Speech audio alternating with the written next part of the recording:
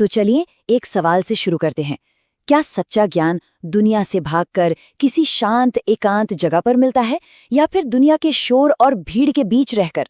आज हम तरुण तपस्वी की दुनिया में उतरने वाले हैं, जो नेपाली साहित्य का एक ऐसा महाकाव्य है जो इसी सवाल के इर्द गिर्द बुना गया है। ये एक आत्मा की पूरी यात्रा को हमारे सामने रखता है। तो कहानी की शुरुआत होती है एक युवा तपस्वी से, जो दुनिया की भाग दौड़ से कोसों दूर पूरी तरह से एकांत में है।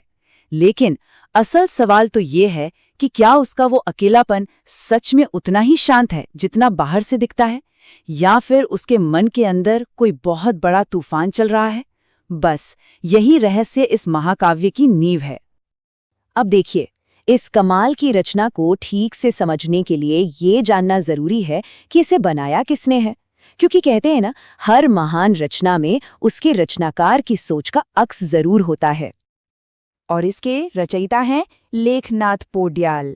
इन्हें यूं ही कवि शिरोमणि नहीं कहा जाता, जिसका मतलब होता है कवियों के सिर का ताज। ये उपाधि ही अपने आप में ये बताने के लिए काफी है कि नेपाली साहित्य में उनका कद कितना बड़ा था। और एक दिलचस्प बात बताऊं, खुद इस कविता की प्रस्तावना में इसे सर्वोत्तम यानी सुप्रीम कहा गया है। सोचिए, ये सिर्फ एक तारीफ नहीं थी, बल्कि इस रचना की साहित्यिक बुलंदी का एक खुला ऐलान था। तो चलिए अब वापस कहानी पर आते हैं और मिलते हैं इसके नायक से। आखिर कौन है ये युवा तपस्वी और ये किस चीज की तलाश में निकला है? आइए उसके अकेलेपन और उसके मन में उठ रहे सवालों की दुनिया में चलते हैं। तो ये है हमारा तरुण तपस्वी। उसका मानना है कि असली ज्ञान, असली सच वो दुनिया की भीड़भाड़ में नहीं, बल्कि प्रकृति की गोद में अकेले रहकर ही मिल सकता है। तो उसका शुरुआती मकसद बिल्कुल साफ है, दुनिया से कटकर आत्मज्ञान हासिल करना। लेकिन उसी अकेलेपन में उसके मन में एक ऐसा सवाल उठता है जो शायद हम सब ने कभी न कभी खुद से जरूर पूछा होगा, मैं कौन हूं? बस यही एक सवाल उसकी पूरी आध्यात्मिक यात्रा का केंद्र बन जाता है। और देखिए, उसकी खोज सिर्फ मैं कौन हूं तक ही नहीं रुकी, वो तो जिंदगी के और भी गहरे सवालों से जूझ रहा है।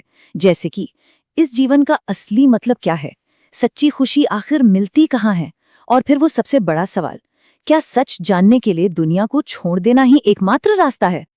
तो सवाल ये है कि इस कहानी में ऐसा क्या है जो इसे इतना असरदार बना देता है।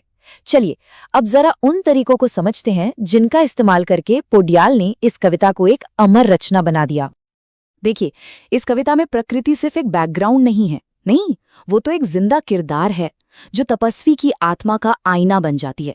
मतलब जब तपस्वी का मन शांत तो बाहर प्रकृति भी शांत, जब उसके अंदर तूफान तो बाहर का मौसम भी तूफानी।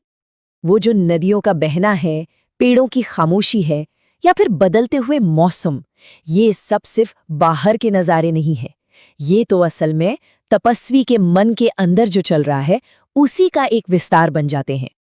और इस पूरी कविता को जो चीज़ एक धड़कन देती है वो है छंद। इसे आप एक तरह का म्यूजिकल फॉर्मेट समझिए। इसी सख्त लय की वजह से कविता में एक अनोखी गहराई और संगीत पैदा होता है। ये सिर्फ पढ़ने की चीज़ नहीं रह जाती, बल्कि महसूस करने की चीज़ बन जाती है। और अब कहानी में आता है वो मोड़, वो टर्निंग पॉइंट जहां से तपस्वी की सोच, उसकी दुनिया, सब कुछ बदलने वाला है। पहली बार ऐसा होता है कि उसका ध्यान अपने अंदर से हटकर बाहर की दुनिया पर जाता है।